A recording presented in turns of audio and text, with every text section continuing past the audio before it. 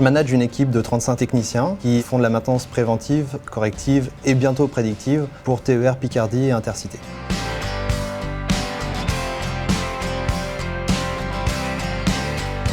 Les agents réalisent des opérations de maintenance et moi je planifie les opérations, je les suis et je communique l'avancement aux autres services qui vont remettre les trains en circulation. Ça, c'est le suivi de la production. Je suis responsable d'un certain nombre de sujets sur la sécurité, notamment la protection des agents contre le risque ferroviaire. Je recrute des nouveaux agents, j'assure les entretiens annuels de formation et d'évaluation des agents.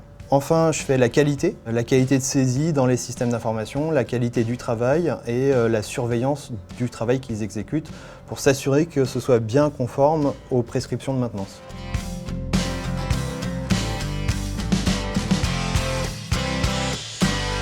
Une journée type commence entre 7h30 et 8h et je prends connaissance de ce qui s'est passé dans la nuit. C'est-à-dire que je vais regarder les opérations de maintenance qui ont été réalisées, s'il y a eu des problèmes ou pas. Ensuite, on a une réunion de l'ensemble de l'équipe pour aborder toutes les priorités en termes de management, en termes de sécurité, etc. On liste tous les trains qui vont rentrer avec toutes les pannes et les entretiens qu'il y a à faire sur les trains. Et on gère les priorités en fonction des horaires des trains, des types de pannes. On affecte les agents dessus et vers 16h-17h, on fait le bouclage des opérations pour s'assurer que les trains partent à l'heure et conformes aux prescriptions de maintenance.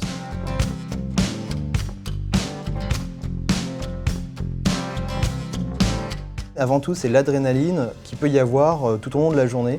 Toutes les 10 minutes, un quart d'heure, il faut prendre des décisions. C'est des situations quotidiennes qui sont extrêmement enrichissantes. Et deuxièmement, en tant qu'ingénieur, j'aime bien le défi technique. Et réparer des trains, c'est assez challengeant d'un point de vue technique. Et enfin, l'aspect management, avec toutes les richesses que peut avoir le management à la SNCF, c'est des situations inédites à chaque fois.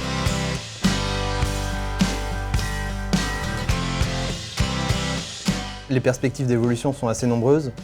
On peut évoluer soit en production, soit en bureau d'études, soit en direction régionale, nationale.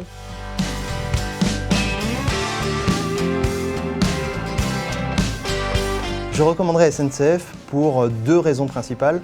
La première, c'est que pour un jeune ingénieur comme moi, j'ai eu des responsabilités assez jeune, assez tôt et un périmètre assez étendu. La deuxième, c'est la diversité des métiers et des évolutions possibles. Et c'est sans doute quelque chose qu'on ne retrouvera pas facilement ailleurs.